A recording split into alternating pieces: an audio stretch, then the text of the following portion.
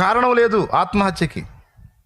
చిన్న చిన్న కారణాలను వంకగా చూపించి నువ్వు బతకడం వేస్ట్, నువ్వు చచ్చిపోతే పోయిద్ది, నిన్నెవరో ప్రేమించరు, నిన్నెవరో అర్థం చేసుకోరు, నీ గుండెలో వేదన ఎవరికీ తెలియదు, ఈ ప్రేమ లేని సమాజంలో, ఈ ప్రేమ లేని మనుషుల మధ్య నువ్వు ఎందుకు బతకాలి, నువ్వు చచ్చిపోతే అప్పుడు నీ బాధ వాళ్ళకి అర్థమైద్ది, నువ్వు చచ్చిపోతే అప్పుడు వాళ్ళకి సిగ్గు వచ్చింది. ఏం సిగ్గు రాదు.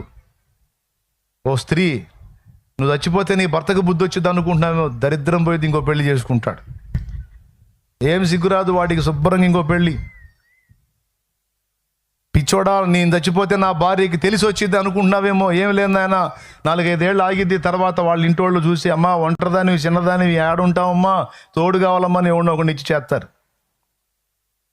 కలలు కనవాకరా పిచ్చోడా, కలలు కనవాక పిచ్చిదానా, నేను చస్తే వాళ్ళకి తెలిస్తే అది దురాత్మ మాట్లాడే మాటలై. అసలు ఈ మాటలు ఎందుకు వచ్చినంటే ఈ టైపు ఈ తాలూకా సరుకు ఎవరో ఉన్నారు ఇక్కడ. ఈ రకమైన బాధల్లో నలుగుతున్న వాళ్ళు, అలాంటి చావును కూర్చున్న ఆలోచనలు కలిగి ఉన్న వాళ్ళు ఎవరో ఉన్నారు ఇక్కడ కూర్చున్న వాళ్ళల్లో.